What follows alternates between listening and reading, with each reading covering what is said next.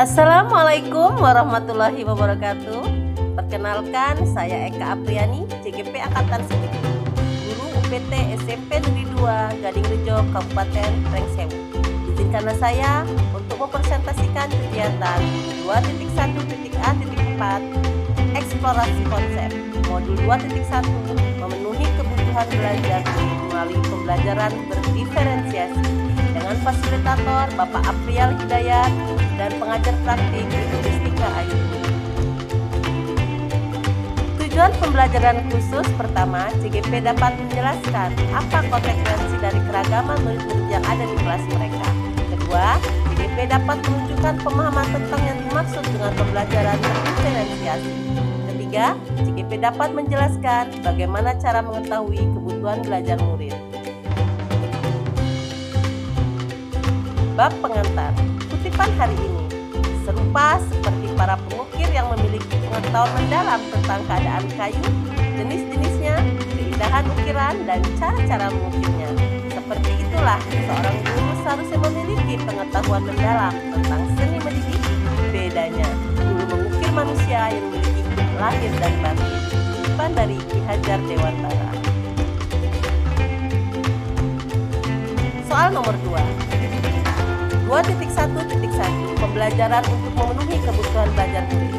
Lewat pembelajaran berdiferensiasi, maka tidak hanya murid dapat mengembangkan potensinya secara maksimal, namun juga proses pembelajaran juga akan lebih memberikan banyak ruang bagi murid untuk berkreasi dan berpikir kritis, sehingga proses belajar akan menjadi lebih menyenangkan. Soal nomor 3, 2.1.2 Pengertian pembelajaran berdiferensiasi. Pembelajaran berdiferensiasi merupakan satu cara untuk guru memenuhi kebutuhan belajar setiap murid. Karena pembelajaran berdiferensiasi adalah proses belajar mengajar di mana murid dapat mempelajari materi pelajaran sesuai dengan kemampuan, apa yang disukai, dan kebutuhannya masing-masing, sehingga mereka tidak frustasi dan merasa gagal dalam pengalaman belajarnya sesuai dengan minat, daya belajar, dan profil belajarnya. Soal nomor 4, sebuah ilustrasi. Bu Renjana adalah guru kelas 3 SD dengan jumlah murid tersebut sebanyak 32 murid. Di antara 32 murid di kelasnya tersebut, Bu Renjana memperhatikan bahwa 3 murid selalu selesai lebih dahulu saat diberikan tugas menyelesaikan soal-soal perkalian. Karena dia tidak ingin ketiga anak ini tidak ada pekerjaan dan malah mengganggu murid lainnya, akhirnya dia berinisiatif untuk menyiapkan lembar kerja tambahan untuk 3 anak tersebut. Jadi, jika anak-anak lain mengerjakan 15 soal perkalian, maka untuk 3 anak tersebut Bu Renjana menyiapkan 25 soal perkalian. Soal nomor 4. Pertama, menurut Anda, apakah strategi yang dilakukan oleh Ibu Renjana tepat? Jika iya, mengapa? Jika tidak, mengapa? Strategi yang dilakukan oleh Ibu Renjana kurang tepat karena hal yang dilakukan Ibu Renjana tanpa perencanaan. Padahal pembelajaran diferensiasi yang mengakomodasi semua perbedaan kemampuan dan kebutuhan murid harus direncanakan terlebih dahulu dengan memperhatikan tes diagnostik kognitif awal.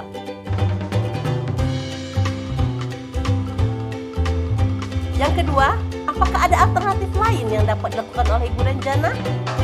Mencoba mengoreksi pekerjaan murid yang sudah selesai.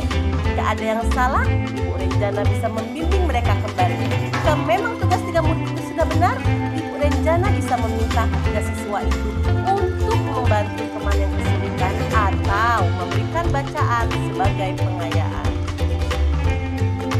Soal yang ketiga, jika Anda adalah Ibu Renjana, apakah yang Anda lakukan? Jelaskan mengapa Anda melakukan hal tersebut. Jika saya menjadi Ibu Renjana, saya akan menerapkan pembelajaran berdiferensiasi dengan baik, dimulai dengan melakukan tes diagnostik dan memetakan kebutuhan belajar lalu memberikan statement pembelajaran sesuai kebutuhan murid-murid dengan baik. Saya juga akan memberikan latihan yang lebih banyak atau materi pengayaan untuk anak yang mempunyai kelebihan rata-rata dan memberikan remedial bagi yang nilainya kurang. Soal nomor 5. Miskonsepsi tentang pembelajaran berdiferensiasi. Melakukan pembelajaran berdiferensiasi bukanlah berarti bahwa guru harus mengajar dengan 32 cara yang berbeda untuk mengajar 32 orang murid. Bukan pula berarti bahwa guru harus memperbanyak jumlah soal untuk murid yang lebih cepat bekerja dibandingkan yang lain. Pembelajaran berdiferensiasi juga bukan berarti guru harus mengelompokkan yang pintar dengan yang pintar dan yang kurang dengan yang kurang. Bukan pula memberikan tugas yang berbeda untuk setiap anak. Pembelajaran berdiferensiasi bukanlah sebuah proses pembelajaran yang semraut atau chaos yang gurunya kemudian harus membuat beberapa perencanaan pembelajaran sekaligus, di mana guru harus berlari ke sana kemari untuk membantu si A, si B, atau si C dalam waktu yang bersamaan. Bukan, guru tentunya bukanlah malaikat bersayap atau Superman ataupun Wonder Woman yang bisa ke sana kemari untuk berada di tempat yang berbeda-beda dalam satu waktu dan memecahkan semua permasalahan.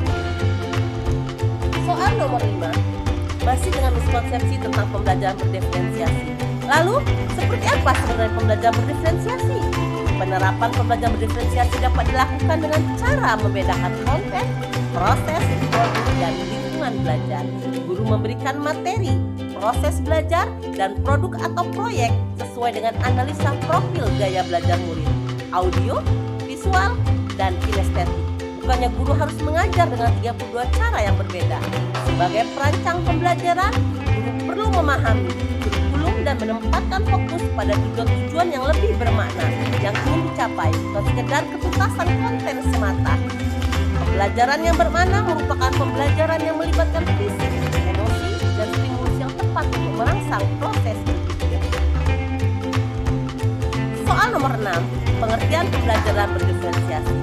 Pembelajaran berdiferensiasi adalah serangkaian keputusan masuk akal, common sense, yang dibuat oleh guru yang berorientasi pada kebutuhan murid. Keputusan-keputusan yang dibuat tersebut adalah yang terkait dengan tujuan pembelajaran yang didefinisikan secara jelas, kebutuhan belajar murid, lingkungan belajar yang mengundang murid untuk belajar, manajemen kelas yang efektif, dan penilaian berkelanjutan. Soal nomor 7. 2.1.3 mengetahui kebutuhan belajar murid. Tomlinson tahun 2001 dalam bukunya berjudul How to Differentiate Instruction in Mixed Ability Classroom menyampaikan bahwa kategori kebutuhan belajar murid paling berdasarkan 3 aspek. 3 aspek tersebut adalah: pertama, kesiapan belajar, readiness; kedua, minat belajar murid; dan ketiga, profil belajar murid. Soal nomor 8.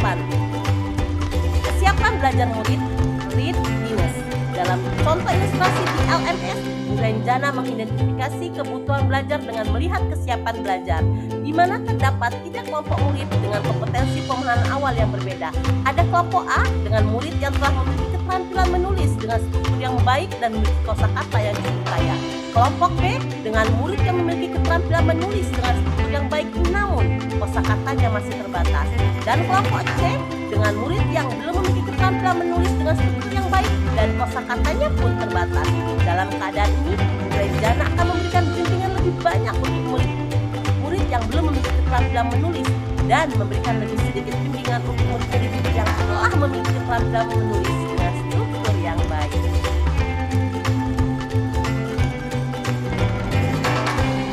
Soal nomor 9, kesiapan belajar, readiness. Kesiapan belajar, readiness yaitu kompetensi yang sudah dimiliki untuk mempelajari materi baru, sebuah tugas atau materi latihan yang mempertimbangkan tingkat kesiapan murid akan membawa murid keluar dari zona nyamannya. Namun, didukung dengan lingkungan belajar yang tepat dan yang memadai, mereka dapat menguasai materi yang baru tersebut. Soal nomor 10. Kesiapan belajar, readiness. Tomlinson tahun 2001 mengatakan bahwa merencanakan pembelajaran berdiferensiasi mirip dengan menggunakan tombol equalizer pada stereo atau pemutar CD. Untuk mendapatkan kombinasi suara yang pas, biasanya kita akan menggeser-geser tombol equalizer tersebut saat guru mengajar. Mestinya menyesuaikan tombol dengan tepat untuk berbagai kebutuhan murid akan memberikan kesempatan yang sama untuk mendapatkan materi, jenis kegiatan, dan menghasilkan produk belajar yang tepat sesuai kebutuhan belajar mereka. Tombol-tombol dalam equalizer tersebut mewakili beberapa perspektif yang dapat kita gunakan untuk memenuhi tingkat kesiapan murid. Ada 6 beberapa contoh perspektif kontinum tersebut dengan mengadaptasi alat yang disebut equalizer yang diperkenalkan oleh seorang ahli bernama Tomlinson pada tahun 2001. Ada 6 dari beberapa contoh perspektif kontinum mengadaptasi alat tersebut equalizer digunakan oleh seorang ahli yang bernama Tomlinson, yaitu 1. Bersifat mendasar, ke bersifat transformatif. Kedua, konkret ke abstrak. Ketiga, sederhana ke kompleks. 4. Terstruktur ke terbuka atau open ended. Kelima, tergantung dependen menuju mandiri atau independen. Keenam, lambat ke cepat. Soal nomor 11. Contoh mengidentifikasi atau memetakan kebutuhan belajar berdasarkan kesiapan belajar readiness dapat dilihat di sini, di mana Ibu Lili akan mengajar pelajaran matematika. Tujuan pembelajaran yang ditetapkan adalah murid dapat menyajikan dan menyelesaikan masalah yang berkaitan dengan keliling bangun datar. Berdasarkan asesmen yang ia buat saat pembelajaran sebelumnya, ia melihat beberapa muridnya telah memiliki pemahaman konsep keliling yang baik. Namun, beberapa murid lainnya belum memiliki pemahaman tersebut. Ia juga mencatat bahwa ada anak-anak yang juga belum lancar melakukan operasi itu. Ia kemudian melakukan kegiatan pembelajaran seperti di tabel di bawah ini. Dalam kesiapan belajar, terdapat 3 kategori. 1. Untuk murid yang telah memahami konsep keliling dan dapat melakukan operasi hitung dasar, maka kegiatan pembelajaran yang dilakukan adalah murid diminta mengerjakan soal-soal tentang tantangan yang mengaplikasikan konsep keliling dalam kehidupan sehari-hari. Murid akan diminta untuk bekerja secara mandiri dan saling memeriksa pekerjaan masing-masing. Untuk kesiapan belajar, murid yang telah memahami konsep keliling namun belum lancar dalam melakukan operasi hitung dasar, maka kegiatan pembelajaran yang dilakukan adalah murid menghitung keliling bangun datar menggunakan bantuan benda-benda yang konkret untuk memahami, misalnya menggunakan lidi. Murid menerapkan strategi di before me, bertanya kepada 3 teman sebelumnya, bertanya langsung kepada guru. Guru akan sesekali datang ke kelompok ini untuk memastikan tidak ada miskonsepsi. Setelah pelajaran selesai, ia memberikan murid-murid latihan berhitung tambahan untuk memperlancar kemampuan menghitung mereka. Dalam kesiapan belajar untuk murid yang belum memahami konsep keliling, maka kegiatan pembelajaran dilakukan adalah murid akan mendapatkan pembelajaran eksplisit tentang konsep keliling dan kemudian akan berlatih menyelesaikan soal dengan bimbingan guru. Guru akan memberikan scaffolding atau bimbingan khusus dalam proses ini. Scaffolding adalah suatu teknik pembelajaran di mana murid diberikan sejumlah bantuan, kemudian perlahan-lahan diadakan pengurangan terhadap bantuan tersebut hingga murid pada akhirnya dapat menunjukkan kemandirian yang lebih besar dalam proses pembelajaran. Soal nomor 12, 2. Minat murid. Minat merupakan suatu keadaan mental yang menghasilkan respon terarah pada suatu situasi atau objek tertentu yang menyenangkan dan memberikan kepuasan diri. Minat dalam 2 perspektif. Yang pertama sebagai minat situasional. Dalam perspektif ini, minat merupakan keadaan psikologis yang diciptakan oleh peningkatan perhatian, upaya dan pengaruh yang dialami pada saat tertentu. Yang kedua, minat juga dapat dilihat sebagai sebuah kecenderungan individu terlibat dalam jangka waktu lama dengan objek atau topik tertentu. Minat ini disebut juga dengan minat individu. Soal nomor 13, minat murid. Beberapa cara yang dapat dilakukan oleh guru untuk menarik minat murid diantaranya adalah dengan 1. Menciptakan situasi pembelajaran yang menarik perhatian murid, misalnya dengan humor, kejutan, dan sebagainya. Kedua, menciptakan konteks pembelajaran yang dikaitkan dengan minat murid. Ketiga, mengkomunikasikan nilai manfaat dari apa yang dipelajari murid. Keempat, menciptakan kesempatan belajar di mana murid dapat memecahkan persoalan dengan model pembelajaran problem based learning.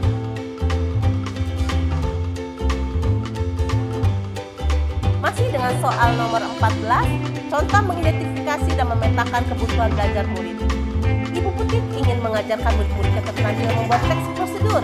Setelah selesai mendiskusikan tentang apa dan bagaimana membuat teks prosedur, Ibu Putih lalu meminta murid berlatih membuat teks prosedur tersebut. Setiap murid diperbolehkan untuk menulis dengan topik sesuai dengan minat mereka. Anak yang memiliki minat terhadap memasak boleh membuat teks prosedur tentang bagaimana cara memasak makanan tersebut. Murid yang memiliki minat terhadap kerajinan tangan boleh membuat teks prosedur tentang membuat sebuah produk kerajinan tangan tertentu dan sebagainya. Keterampilan yang dilatih tetap sama, yaitu membuat teks prosedur, walaupun topiknya mungkin berbeda. Soal nomor 15, 3. Profil belajar murid. Profil belajar murid terkait dengan banyak faktor. Pertama, preferensi terhadap lingkungan belajar.